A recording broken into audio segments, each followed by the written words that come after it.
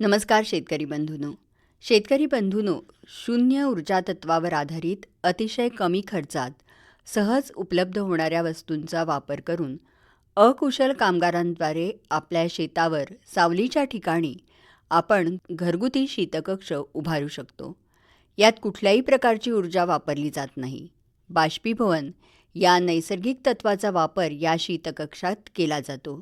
हा शीतकक्ष भाजीपाला आणि फळं पिकवणाऱ्या शेतकऱ्यांना उपयुक्त आहे.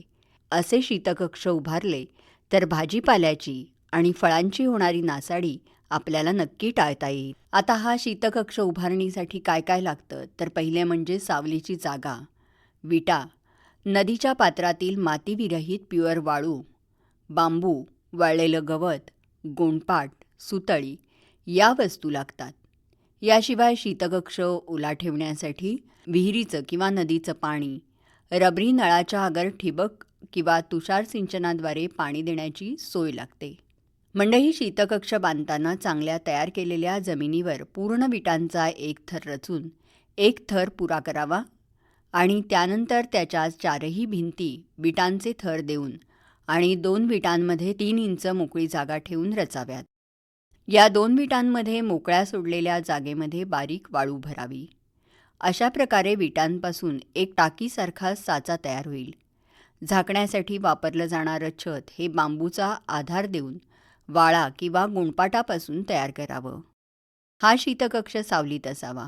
पाण्याचा पुरवठा सतत करण्यासारखा असावा. मंडळी, शीतकक्ष उभारणी केल्यानंतर संपूर्ण कक्ष पाण्याने शिंपडावा. त्यामुळे जसजसं बाष्पीभवन होतं तशी गरम हवा बाहेर पडते आणि आतलं हवामान अधिक थंड होत जातं. अशा प्रकारे शीतकक्ष केल्यास वर्षभर 90% वर आर्द्रता राखता येते.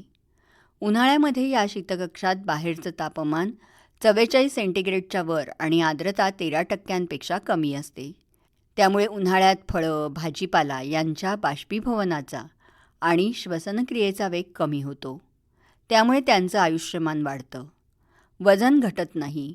रंग, चकाकी आणि ताजेपणा टिकून राहतो. फक्त फळं, भाजीपाला काढल्यानंतर लगेच वर्गीकरण करून शीतकक्षात ठेवून द्याव्यात.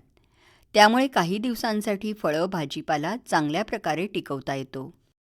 अशा या घरगुती शीतकक्षात आंबे जास्त दिवस टिकवता येतात. केळी 3 आठवड्यांपर्यंत तर वांगी 10 दिवसांपर्यंत साठवता येते. पालेभाज्या 4 ते 5 दिवस चांगल्या प्रकारे टिकवता येतात. अभिवृद्धीसाठी लागणाऱ्या काड्या, पानं, बिया, कंद हे न सुकता साठवता येतात. मंडळी, शीतकक्ष बांधताना न तुटलेल्या अखंड विटा वापराव्यात. वापरण्याची वाळू मातीविरहित बारीक असावी. तो सावलीला बांधावा. पाण्याचा सतत पुरवठा, पण पाणी साचून राहणार नाही याची दक्षता घ्यावी. आतला भाग नेहमी स्वच्छ ठेवावा. अशा प्रकारे अतिशय साधा, सोपा, कमी खर्चाचा शीतकक्ष बांधून फळं आणि भाजीपाल्याची नासाडी आपल्याला टाळता येईल. बरं तर पुन्हा भेटूया उद्याच्या कृषीवाणीत. तोपर्यंत नमस्कार.